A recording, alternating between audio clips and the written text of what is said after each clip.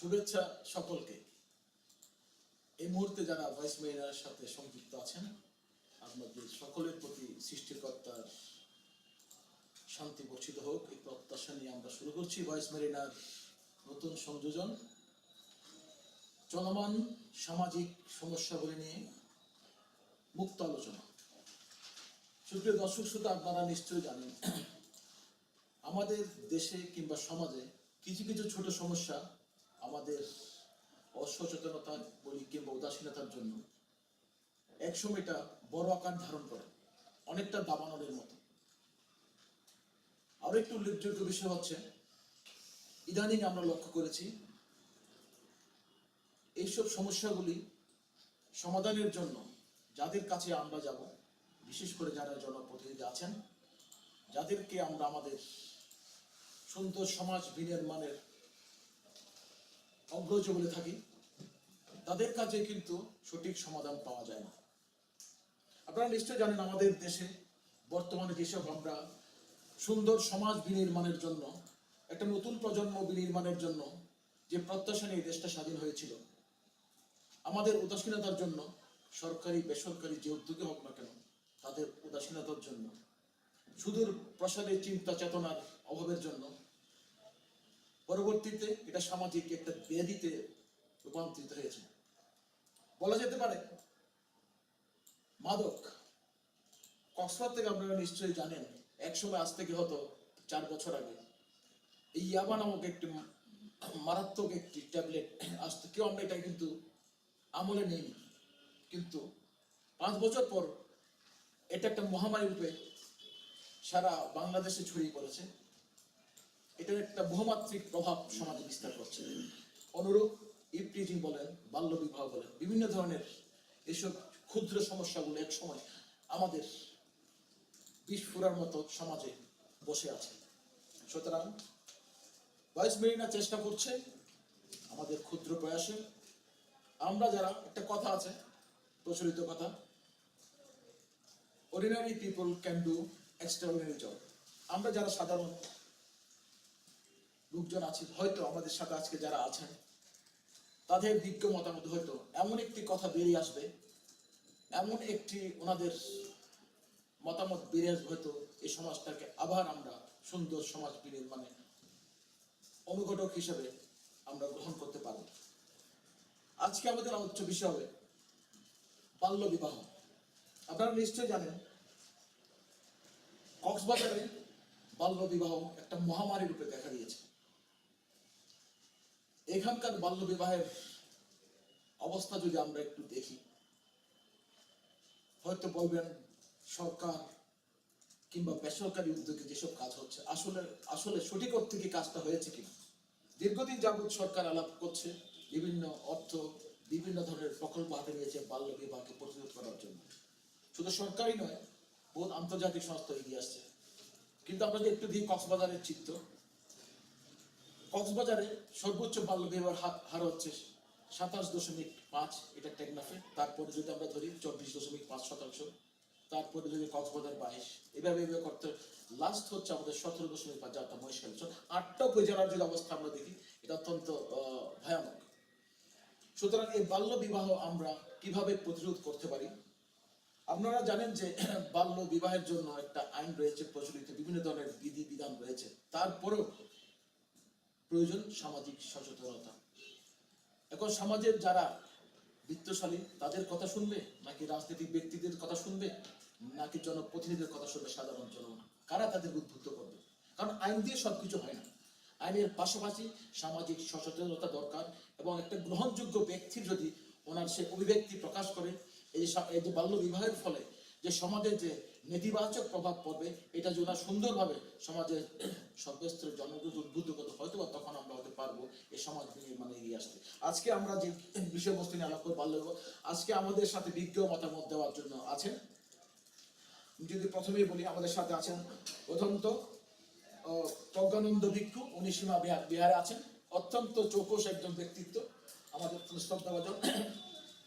আমার তার পাশে আছেন আমাদের শ্রী সজল কান্তি ব্রাহ্মণ চৌধুরী, উনি কেন্দ্রীয় কালী মন্দিরের পুরোহিত।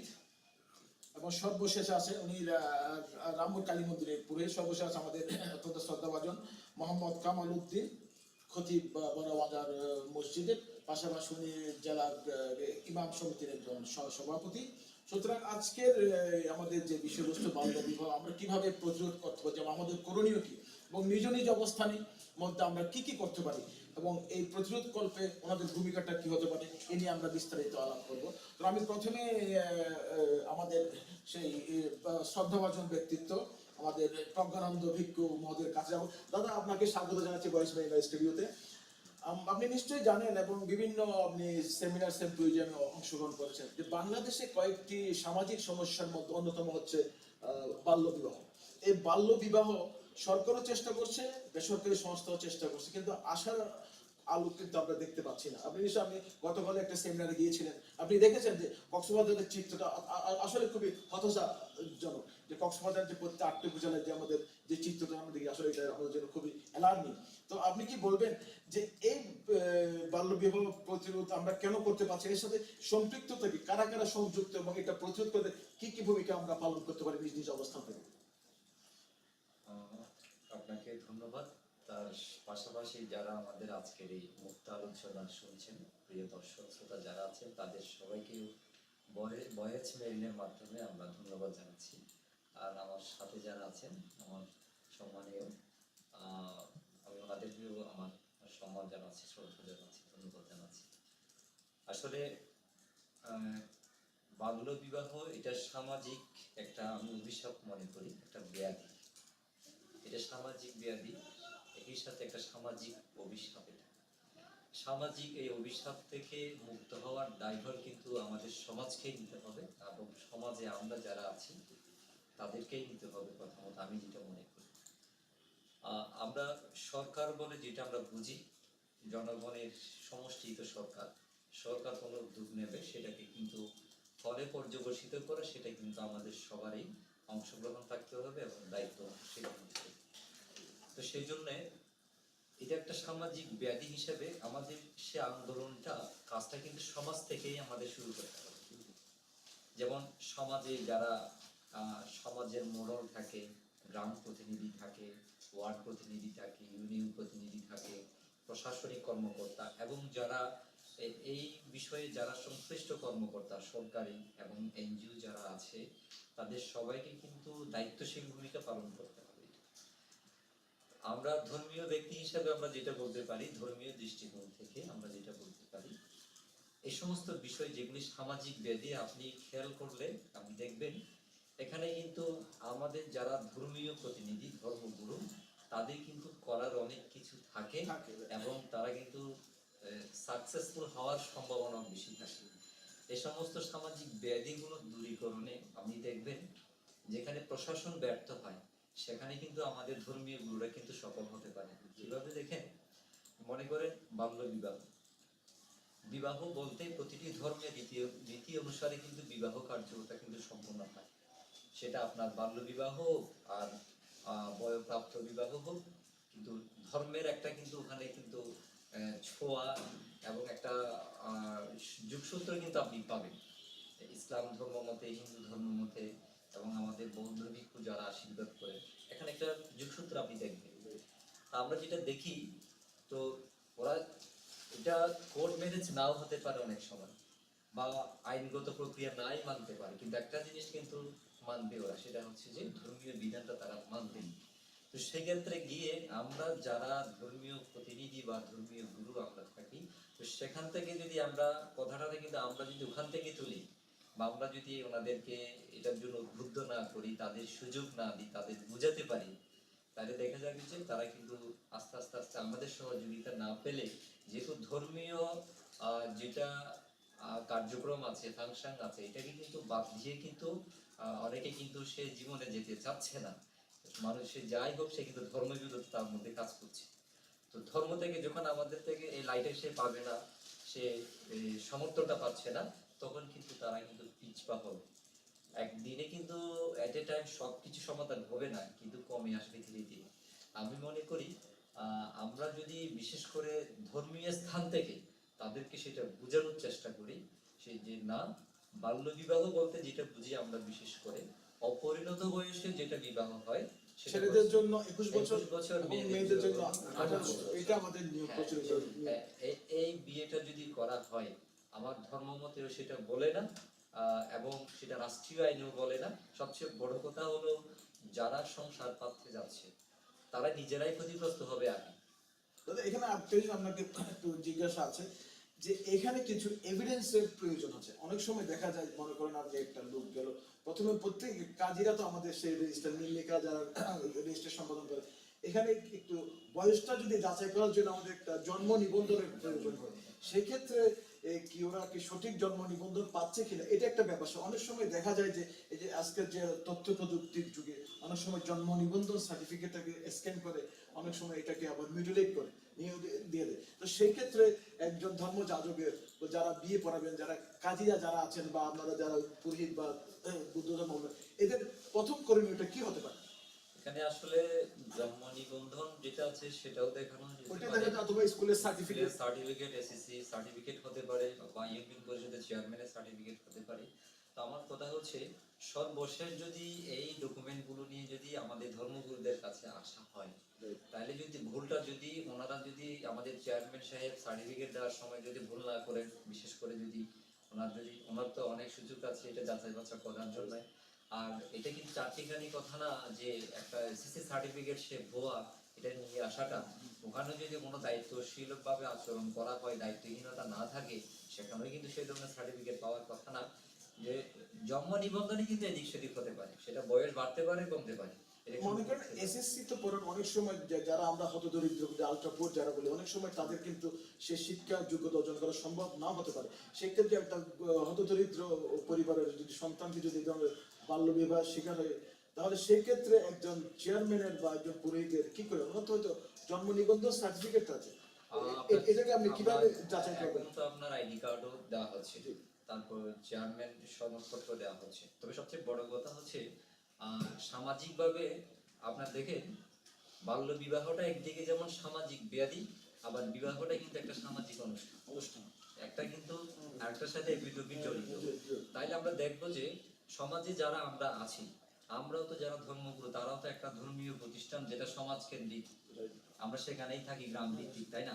তাইলে স্বভাবত আমাদের একটা যদি পর্যবেক্ষণ থাকে, একটা নজরদারি থাকে, বা গ্রামের প্রতি একটা যদি পর্যবেক্ষণ থাকে, টান থাকে, আমাদেরও কিছু কিছু কিন্তু তথ্য থাকা দরকার না। আসলে ওই বাড়ির একটা পরিবার যে আমার মন্দিরের পাশে হচ্ছে বা আমার গ্রামের হচ্ছে, তার সম্পর্কে একটা তথ্য তো আমার থাকা দরকার, বা আমার এলাকাতে হচ্ছে।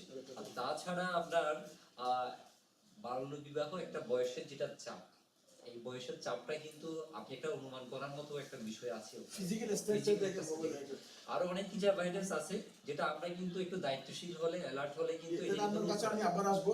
আমি এখন আমাদের সজল কান্তি ব্রাহ্মণ চৌধুরীর কাছে যাব। দাদা আপনি কি মনে করেন যে হয়তো আমরা যারা সামর্থ্য যাদের আছে, বড় পরিবারের সন্তান, অনেক সময় দেখা যায় ম্যাক্সিমাম কিন্তু বাল্য বিবাহ হয় আমাদের হতদরিদ্র যারা, তাদের যে বাল্য বিবাহ, কি কারণ হচ্ছে এই জিনিসটা, কেন ওরা কারণ সরকার তো এখন বিভিন্ন ধরনের সুযোগ সুবিধা দিয়েছে, লেখাপড়ার জন্য মেয়েদের জন্য অনেক সুবিধা দিয়েছে, তারপরে কেন বাল্য বিবাহ আমরা প্রতিরোধ করতে পারছি না? এর কারণটা কোথায় হতে পারে? ভাইস-প্রেসিডেন্টের সামনে যারা আছেন এবং উপস্থিত এবং কর্মকর্তা বৃন্দ, সহযোদ্ধা, সতীর্থ, সবাইকে জানাচ্ছি আমার রামচন্দ্র কেন্দ্রীয় কালী মন্দির পক্ষ থেকে এবং কক্সবাজার ব্রাহ্মণ জেলা অ্যাসোসিয়েশনের সেক্রেটারি হিসেবে সবাইকে গ্রীষ্মকালীন শুভেচ্ছা। আজ এই উপস্থিতি আপনার এই প্রশ্নের উত্তরে আমার মনে হয় দারিদ্র্যশীলতার লক্ষণে এবং যে রোগ ব্যাধি মতো যে সৃষ্টি হয়েছে মানতে ভগবান বলেছেন, এবং সেখান থেকে দেখা যাচ্ছে এটা আপনার দারিদ্র্য পরিবারও হচ্ছে, আর আপনার যারা অর্থবিদ রয়েছেন তাদের পরিবার দেখা যাচ্ছে কম বয়সের মধ্যে ছেলে মেয়ে বিবাহ দিয়ে দিচ্ছে। আমার জীবনে না হলে প্রায় 600-700টার মতো আমি বিবাহ করিয়েছি নানা ক্লাবে থেকে আরম্ভ এবং সামাজিক প্রতিষ্ঠানের মধ্যে। আমার অভিজ্ঞতার আলোকে সবগুলো দেখেছি আমি মেয়ে 18 বছর পূর্ণ খুবই কম। কিন্তু আপনি তারপরে কেন আপনি বিয়ে পাবেন? হ্যাঁ, ঠিক আছে, আপনার প্রশ্ন আমি উত্তর দিচ্ছি। তখন সেই বার্ধক্যতা 18 বছর 21 বছর ছেলের বয়স এইভাবে সীমাবদ্ধতার কোনো নির্দেশনা সরকারের পক্ষ থেকে এবং কোনো ইয়ের পক্ষ থেকে তেমন কোনো সজাগ দৃষ্টিতে ছিল না। এটা বলছেন আপনি কয়েক বছর আগের কথা সম্ভবত। হ্যাঁ। ইদানিং তো একটা সরকার আমাদের ইদানিং এসে- 1929 সনের যে আইন ছিল বিবাহ রেজিস্ট্রেশন আইন, নিকা আইন, এটার মধ্যে কিছু আপনার শাস্তিটা কিন্তু সহজ ছিল, 6 মাস ছিল, এখন কিন্তু 2 বছর করা হয়েছে অনেক, মানে তারপরও কেন আপনারা এটা তারপরে আমরা যাচ্ছি এবং প্রশাসন থেকে আমার অভিজ্ঞতার আলোকে এবং এতগুলো ক্লাবে এবং হিন্দু বৌদ্ধ মুসলিম খ্রিস্টান বিবাহ হচ্ছে এবং কোনো ক্লাবে কোনো প্রশাসন গিয়ে এবং কোনো চেয়ারম্যান এবং সামাজিকতার প্রশাসন করতে আরম্ভ করে কেউ পদক্ষেপ নেয় নাই। কোনো একটা বিয়ের মধ্যে যদি এটা প্রতিবন্ধকতা যদি সৃষ্টি করতো, গ্রামগঞ্জে তার সজাগশীলতার ভূমিকা কিন্তু এবং বৈবিধি সঞ্চালনটা তখন আস্তে আস্তে সবার হৃদয়ের মধ্যে ঢুকে যেত। আপনি বলছেন যে যে গণসচেতনতা যেটা দরকার, অ্যাওয়ারনেস, সোশ্যাল অ্যাওয়ারনেস, এটার ঘাটতি ছিল। কিন্তু পাশাপাশি আপনারা যারা কাজী যারা আছেন, পুরোহিত যারা আছেন, কিন্তু তাদের তো একটা দায়িত্ব থাকে, সামাজিক দায়বদ্ধতা থাকে যে এই যে শিশু, আপনি তো নিশ্চয়ই জানেন যে 18 বছর বা 21 বছর ছেলেদের, 18 বছর মেয়েদের, তারপর আপনার কি কোনো ধরনের এভিডেন্স দেন কিনা? আপনার কি বিয়ে পড়ানোর আগে জিজ্ঞেস করেন তোমার বয়সে কোনো সার্টিফিকেট আছে কিনা, কিংবা জন্ম নিবন্ধন, এগুলো কি আপনার ওইভাবে কোনো নির্দেশ আমাদের কাছে নেই, ওইভাবে কোনো নির্দেশ। কারণ আমাদের মনে করেন কোনো সরকারিভাবে কোনো সার্টিফিকেট থাকা এবং ওই ধরনের কোনো নির্দেশ আমাদের কাছে নেই। এবং যারা নিকেট রেজিস্ট্রেশন করেন এবং ওনাদের কাছে সেটা বয়স দেখা এবং ওনাদের কাছে ওরা রেজিস্ট্রিক্ট করা, যেগুলো সনাতন ধর্মের এখন বর্তমানে একটা আইন এসেছে। এসেছে একটা বিরাট সমস্যা। এখন এখানে হিন্দু ধর্মের যারা পুরোহিত, ওদের কাছে কিন্তু এদের কোনো লিখিত আইনের কোনো কিছু নাই। কিছু নেই। তা এই জিনিসটা কিন্তু দাদা একটা খুব অত্যন্ত একটা গুরুত্বপূর্ণ জিনিস আমরা পেয়েছি আজকে দাদার আলোচনার মাধ্যমে। নিকা রেজিস্টার যারা করেন, কাজীরা যারা, ওদের কিন্তু সরকারের একটা প্রজ্ঞাপন ওদের কাছে যায়, নিয়মিত ওদের কাছে কোনো ধরনের প্রজ্ঞাপন, নতুন প্রজ্ঞাপন জারি হলে ওদের কাছে যায়। কিন্তু এই যে পুরোহিত যারা আছেন, হিন্দু ধর্মাবলম্বী যারা সনাতন ধর্ম, ওদের কাছে কিন্তু এই ধরনের কোনো লিখিত কিংবা সরকারি কোনো নীতি বা ওনাদের কাছে যান না। সুতরাং এটা একটা মারাত্মক একটা কিন্তু মেসেজ আমাদের জন্য। যে কোনো কথা বলেন। একবার ফেভার ভ্যাকসিনের মনে হয় ওনাদেরও কাজে, আমাদের মুসলিম বিভাগের কাজে নির্ধারণ আছে, এখন করতে আছে। এখন নির্ধারণ হয়ে কিন্তু সময় তো চলে যাচ্ছে। এখন আর কোনো কার্যকরী এখনো পর্যন্ত আরম্ভ হয়নি। হ্যাঁ, কার্যকরী আরম্ভ হয়নি এবং প্রতিটি উপজেলা ভিত্তিক একজন নিবন্ধন সিদ্ধান্ত হয়েছে এবং সেগুলো কার্যবিধি এখন আরম্ভ হয়নি। যদি আরম্ভ হয়, এদের প্রতি নির্দেশাবলী থাকে, প্রশাসন যদি যাদের সাথে সংযুক্ত থাকে এবং আমরা যদি প্রশাসনের সাহায্য সহযোগিতা পাই, যে কোনো সময় যে কোনো পদক্ষেপ এটাকে বন্ধন করা, আশা করি প্রত্যেক ধর্মীয় অ্যাঙ্গেল থেকে কোনো সমস্যা হবে না আমার মনে হয়। কারণ একটাতে সবাই আমরা বাংলাদেশি, সুতরাং এখানে কোনো বৈষম্যের কোনো প্রশ্ন আসে না। সুতরাং প্রত্যেকটা ধর্মে কিন্তু এই ধরনের একটা ইন জেনারেল একটা সার্কুলার দেখান, তো সবাই তো এই সমাজের অংশ। ধন্যবাদ আপনাকে। কামাল ভাইয়ের কাছে এখন আসি। কামাল ভাই, দেখেন আমরা তো নিশ্চয়ই জানি যে এই যে একটু আগে যেটা বললাম, দাদা বললো যে দারিদ্রতা কিন্তু একটা অন্যতম কারণ হতে পারে। আমরা দেখি যে অনেক সময় দেখা যায় যে আমরা কোন রকমের মেয়েদেরকে যদি একটা বিবাহ, আমরা তো 15 বছরের দেশের দেখি যে কোনো কন্যাদান দায়গ্রস্ত পিতারা চায় যে মেয়েটাকে দিয়ে দিক, যে ভরণ পোষণের জন্য কষ্ট হচ্ছে। কিংবা অনেক সময় দেখা যায় যে সামাজিক কিছু দুষ্ট চরিত্রের লোক যারা ইপটিজিং এর ভয়ে চায় যে আমার মেয়েটা কোনো রকম পারে। এই জিনিসটাকে থেকে আমরা কিভাবে বেরিয়ে আসতে পারি? এই জন্য কি ধরনের সচেতনতা দরকার? পাশাপাশি আপনি নিশ্চয়ই জানেন যে 18 বছরের নিচে যদি কোনো মেয়েকে বিবাহ দেওয়া, এ কিন্তু সেই দায়িত্বটা নেওয়ার জন্য কিন্তু উপযুক্ত না।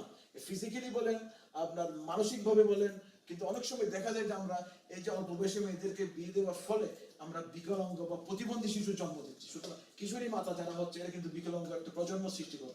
সেই ক্ষেত্রে আপনাদের করণীয় কি হতো? আপনারা তো নিশ্চয়ই বিভিন্ন মসজিদে আপনি ইমামতি করেন কিংবা খুতবা দান করেন, সেক্ষেত্রে আপনাদের করণীয় কি হতে পারে? আমার কাছে দুইটা প্রশ্ন। গরিবের মেয়েরা কেন দিচ্ছে এবং এর প্রতিকার কি হতে পারে? কিংবা বিভিন্ন ধরনের সামাজিক যেসব অবক্ষয়, যেটা বলি ইপটিজিং এর জন্য মায়েরা চাই আমি এটা কোনো রকমের দিয়ে দিই, সেখান থেকে আমরা কিভাবে পরিত্রাণ পেতে পারি? ধন্যবাদ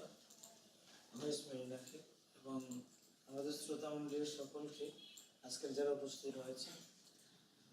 বাংলার জাতীয় জনসংঘ থেকে কক্সবাজার জেলার যেহেতু একজন দায়িত্বশীল হিসাবে গুরুত্বপূর্ণ প্রশ্ন আমার কাছে আসছে, সেহেতু আমি প্রথম যে প্রশ্নটা দারিদ্রতা। আসলে দারিদ্রতা এটা দিয়ে বিবেচনা করলে হয়তো যারা করে দারিদ্রতা হলেও অজ্ঞতার কারণে করে, জ্ঞান না থাকার কারণে করে। ওরা তো জানতো যে এই কাজটাতে কত মারাত্মক হচ্ছে। সাপোজ একটা উদাহরণ হিসেবে বলা যায়, এই মেয়েটাকে কেউ যদি আঘাত করে, তাড়াতাড়ি তার কাছে এটা বোধগম্য হয় যে আমার মেয়েটি অবশ্যই সে আঘাত করেছে, এটা আমার জন্য অপমানজনক, এই জন্য সে লাঠির সাথে তাকে আক্রমণ করার জন্য যায়, যেহেতু তার ক্ষতি সে বুঝতে পেরেছে। আর সে নিজে যে কাজটা করছে সে ক্ষতিটা সে বুঝতেছে না। এই মেয়েটা সে দারিদ্রতা এত বড়, অথবা আরেকজন সুন্দর ছেলে অথবা তার ধনাঢ্য ব্যক্তি হিসেবে মনে করে তাকে দিলে পরে শান্তিভাবে এই আশা পোষণ করে যে দিচ্ছে, সেটা কিন্তু তার জন্য মারাত্মক একটা ঝুঁকিপূর্ণ জীবনে সে পা দিচ্ছে, তার মেয়েটাকে দিয়ে দিচ্ছে। এই জিনিসটা সব বুঝে আসছে। যদি বুঝতো, যতই সম্পদশালী হোক না কেন, আর যতই তার ধনাঢ্য যে সম্পদের মালিক হোক না কেন ছেলেটা, তাহলে নিজের মেয়েটাকে মেয়েটাকে তুলে দিত না। যেহেতু আপনার সে আলোচনার মধ্যে আসছে, সে শারীরিকভাবে ফিটনেস নয়, এফিসিয়েন্ট না হওয়া অবস্থায় সে মা হিসেবে যে দারুণ বাচ্চা দারুণ করা তার পক্ষে কোনোভাবে সম্ভব নয়। এই জন্য দেখা যায় কিছুদিন আগে দেখেছে টাকলাভে একজন এই 14 বছরের মেয়েটাকে বিয়ে দিয়েছে, এরপরে সে বাচ্চা প্রসব সময় সে মারা গেছে। তো মারা যাওয়ার পিছনে কারণটা হচ্ছে এই বাল্যবিবাহ। এই বিয়েটা যদি না হতো, সে যদি মা তার সুস্থতা দিয়ে তার চিন্তা করতো, তাহলে অবশ্যই এই বিয়েটাতে বাচ্চাটা এই করুণ দশটা হতো না। আমি এই বিয়েটার ব্যাপারে আমি খুব খোঁজ খবর নিয়ে দেখেছি। আসলে মা ছিল অসহায় এবং ছেলেটা ছিল খুব ধনাঢ্য।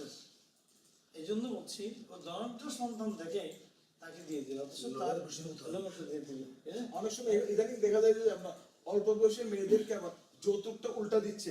অনেক সময় পরের পক্ষ থেকে যদি বা একটা অল্প বয়সী মেয়েকে একটা বয়স্ক লোকের হাতে তুলে দিচ্ছে, এটা কিন্তু আমাদের সমাজে এইটা কথা আসছে।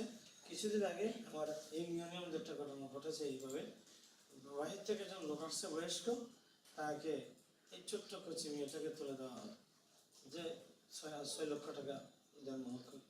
পরে দেখা যায় মেয়ে আর এই বিয়েতে প্রথমে কয়েকদিন গেছে, এরপর আর যাচ্ছে না। তার সে নিজেই যে বুঝতে পারছে তার ক্ষতিটা কোথায়। সে কিছু সময় লেখাপড়া করেছে, আমি এখন আর বিয়ে চাপ না, এই যে ফিরে চলে আসলো। এর পরবর্তী দেখা যায় যে এর পরে খোঁজ খবর নিয়ে দেখা যায় যে এটা সম্বন্ধে দারিদ্রতার একটু কষাঘাতা আছে। কারণ তা আমরা যারা আছি, আমরা জমাত খুদ্া বলতে পারি, মহাসে বলতে পারি, মাহফিলে বলতে পারি, আমরা যদি এই 5-10 মিনিট এই বিষয়টা নিয়ে যদি আমরা বাইরে অনুষ্ঠানে ভিতরের অনুষ্ঠানে যদি আমরা বলি, আমরা যে অ্যাঙ্গেলে আছি অ্যাঙ্গেল থেকে যদি আমরা বলি, অন্তত কিছু না হোক 60% তো হতে পারে, 50% তো না হলে অন্তত 45% তো হতে পারে। আজকে 55% হলো, এরপরে পরবর্তী আরেকটু এগিয়ে আসলো।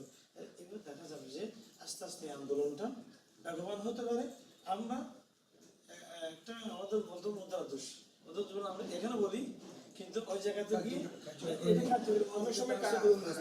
অনেক সময় আমার যারা কাজী যারা আছেন, অনেক সময় দেখা যায় ওরা এসিসি সার্টিফিকেট নাই, নিবন্ধনের একটা আছে, জন্ম নিবন্ধনটাকে আবার স্ক্যান করে ঠিক করে। এই ক্ষেত্রে ওনারা কিভাবে এটা করে থাকেন? কারণ আপনি দেখুন, নিশ্চয়ই জানেন যে কোনো ধরনের নিবন্ধন যাচাই করার জন্য খুব আজকে ডিজিটাল বাংলার যে সুফল আমরা পাচ্ছি, যে কিন্তু আপনার ইউনিয়ন তথ্য সেবা কেন্দ্রে গিয়ে কিন্তু যাচাই বাছাই করতে হবে, জাস্ট আমার নাম্বারটা দিলে কিন্তু সঠিক তথ্য চলে আসে। অনেক সময় দেখা যায় যে কাজী সাহেবরা অনেক সময় ওদের সন্তানকে বলছে, অনেক সময় দেখা যায় যে ওনারা সেই নাম্বারগুলো ওইটা বদলায় নিয়ে আসো, বয়সটা একটু বাড়ে। এটা কত ইসলামিক সম্মত বা শরীয়ত সম্মত? এটা আসলে এটা ইসলামের সম্মত কেন হবে? সেটা তো মিথ্যা। এক্স্যাক্টলি মিথ্যা। এই মিথ্যা তো কবিরা গুনাহ, কবিরা মারাত্মক অপরাধ। এই অপরাধগুলো গাছগুলো তারা করেই যাচ্ছে। এরা এদের পিছনে কারণ আছে, এরাও কিছু অর্থলোভী কারণে সবাই না, কিছু কিছু ক্ষেত্রে কিন্তু এরা সব কাজে এই জন্য যে রাসূল বলেছেন 3টা কারণে মানুষের ক্ষতি হয়। মন গড়া যে ধর্মীয় রীতিনীতি আছে, এগুলো নামে মন গড়া চলা, এটা ক্ষতি হয়। 2 নম্বর হচ্ছে লোভের কারণে ক্ষতি হয়।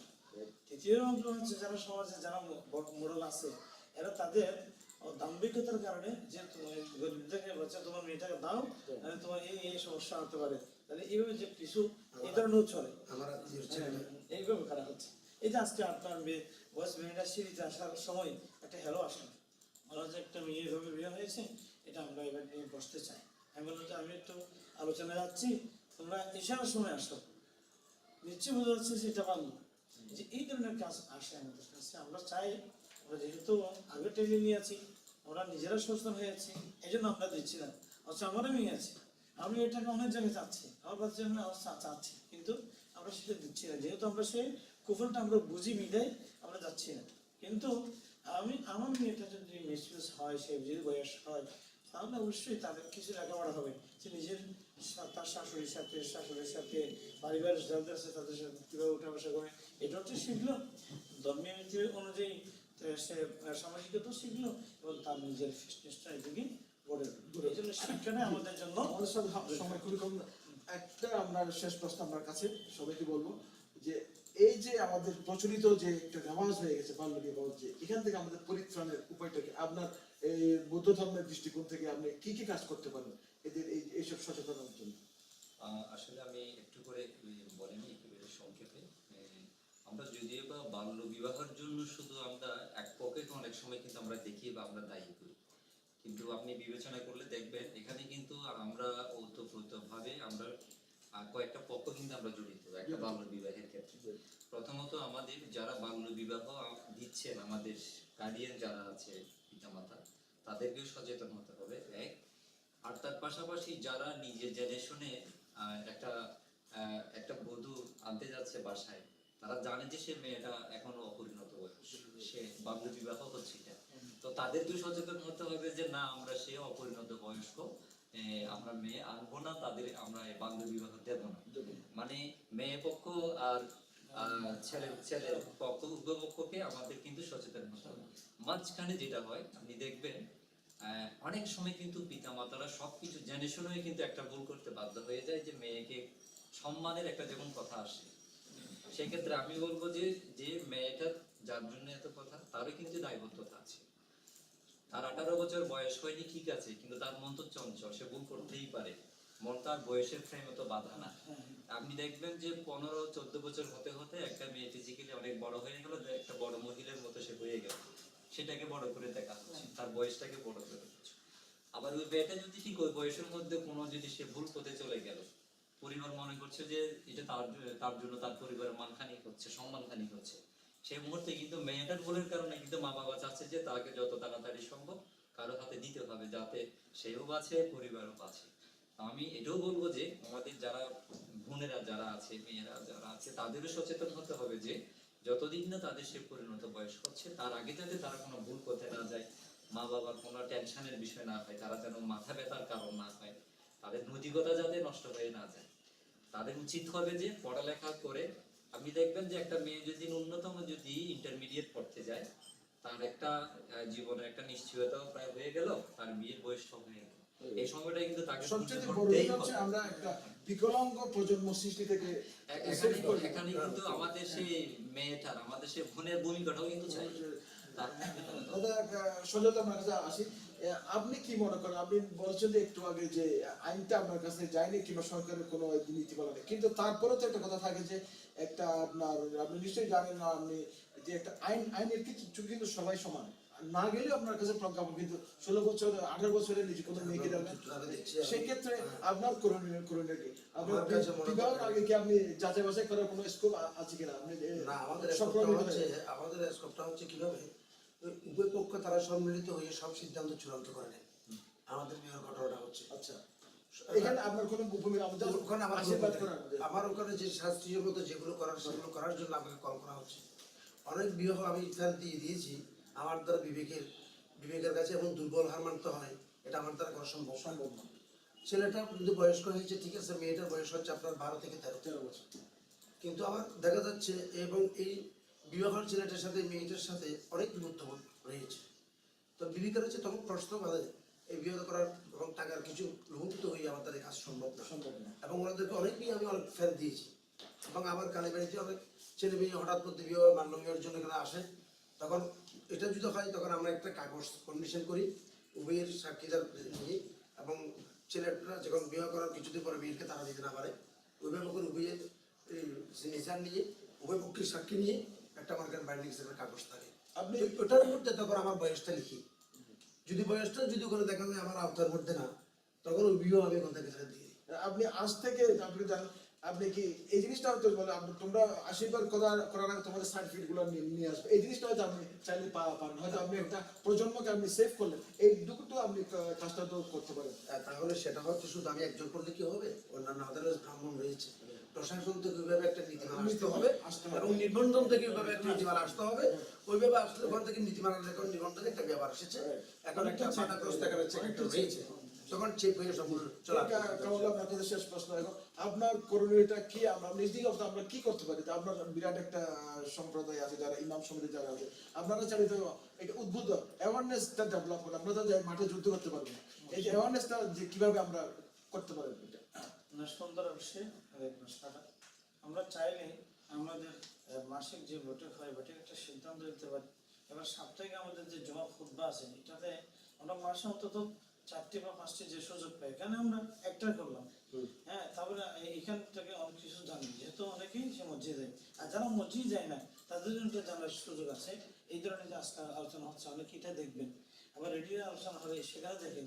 আর এইভাবে যদি আমরা প্রাতিষ্ঠানিকভাবে যাই, কলেজ আছে অথবা স্কুল আছে, সেখানেও যদি আমরা কিছু সাপ্তাহিক যে অনুষ্ঠানগুলো আছে সাংস্কৃতিক একটা ধাপ যদি সেখানে আমরা আলোচনা করি, তাহলে সেখান থেকে আমরা কিছু আমরা এর থেকে বাঁচতে পারি। নাহলে যেভাবে আপনার যে পরিসংখ্যান আসতেছে, ইভেন আমি একজন শিক্ষক, আমি নিজেও দেখতেছি আমাদের অজান্তে ওরা করবে দিয়েছে, অথচ ছাত্রী আমাদের এখানে রয়ে গেছে, কিন্তু এরপরও বিয়েটা কেন্দ্রে তাদের মধ্যে হয়ে যাচ্ছে। এটা হচ্ছে শুধুমাত্র আমি বলবো অজ্ঞতার কারণে। এই অজ্ঞতা থেকে বাঁচতে হলে আমাদের সকলকে এগিয়ে আসতে হবে। আমরা যদি আমরা যে যেখানে আছি সেখান থেকে সব ইমামদের একই যদি বক্তব্য হয়, তাহলে অবশ্যই অন্তত যেখানে কি 27% যেহেতু বলছেন 24%, সেখান থেকে আমরা এই বছর অন্তত সহনীয় পর্যায়ে নিয়ে আসতে হবে। ধন্যবাদ আপনাদের সকলকে। বিষয়গুলি তো আপনারা অবশ্যই পাঠ্যসূচিতে থোড়া কবিতা এটা একটা অত্যন্ত ভালো প্রস্তাব যে আমাদের যে পাঠ্যসূচি যেগুলো আছে এগুলো থাকা উচিত। তো আপনাদেরকে অসংখ্য ধন্যবাদ, আমাদের প্রজ্ঞানন্দ ভিক্ষু মহোদয় এবং সজল কান্তিদা এবং কামাল ভাইকে। সুপ্রিয় দর্শক শ্রোতা, এতক্ষণ আমরা আমাদের 3 ধর্মীয় যারা কর্তা আছেন তাদের মতামত শুনলাম। বাল্য বিবাহ প্রতিরোধে ওনাদের ভূমিকা কি হতে পারে। এখানে একটা চমৎকার একটা আমরা আজকে যে একটা কথা আসছে, এই দেশের একটা বৃহৎ অংশ যারা হিন্দু সনাতন ধর্ম অবলম্বী যারা আছেন, এদের কাছে কিন্তু সরকারি কোনো বার্তা কিংবা কোনো ধরনের নীতিমালা এখনো যায়নি। এরাও বাংলাদেশি, একটা দেশের দ্বৈত নীতি থাকতে পারে এটা আমরা বিশ্বাস করতে পারি না। আজকে যে হয়তো আমাদের যে পার্সেন্টেজ কক্সবাজারকে দায়ী করা হচ্ছে, আমাদের যে বাল্য বিবাহের হারটা এত এত উচ্চ পর্যায়ে, সেখানে হয়তো যে সরকার যদি একটু আন্তরিক হয়, এই যে হিন্দু সম্প্রদায়ের যারা আছেন তাদেরকে যদি এই ধরনের সরকারি কোনো নীতিমালা কিংবা কোনো ধরনের সুপারভিশনের আওতায় আনা যায়, তাহলে এখানে কিন্তু বাল্য বিবাহ প্রতিরোধ করা সম্ভব। পাশাপাশি আপনাদের জ্ঞাতার্থে বলি, আপনারা যারা আমাদের সাথে আছেন, বাল্য বিবাহ শুধু একটা মেয়েকে কিন্তু একটা বিকলাঙ্গের দিকে ঠেলে দেয় না, একটা পুরা সমাজকে কিন্তু একটা প্রতিবন্ধী সমাজে পরিণত করে। পাশাপাশি নতুন প্রজন্ম বিনির্মাণে অন্তরায়। আপনি একটু লক্ষ্য করবেন, যদি আজকে যদি একটা অপ্রাপ্ত বয়স্ক মহিলা যদি বিয়ে হয়, পরে যদি মৃত্যুবরণ করে কিংবা কিছু, তাহলে একটা পরিবার কিন্তু একটা বিরাট সমস্যার সম্মুখীন হয়। সুতরাং আমরা আশা করবো আমরা যে যার অবস্থানে আছি, সরকারের পাশাপাশি আমরা আমাদের সমাজ, নতুন সমাজ বিনির্মাণে, সুস্থ সমাজ বিনির্মাণে আমরা এই বাল্য বিবাহের প্রতিরোধের জন্য এগিয়ে আসবো এবং আমাদের সবার সহযোগিতা থাকবে এই সমাজ বিনির্মাণে। সবাই ভালো থাকুন, সুন্দর থাকুন। আগামীতে অন্য একটা সামাজিক একটা সমস্যা নিয়ে আমরা হয়তো মুক্ত আলোচনায় অংশগ্রহণ করবো। সেই পর্যন্ত আপনারা নিরাপদে থাকুন। ধন্যবাদ।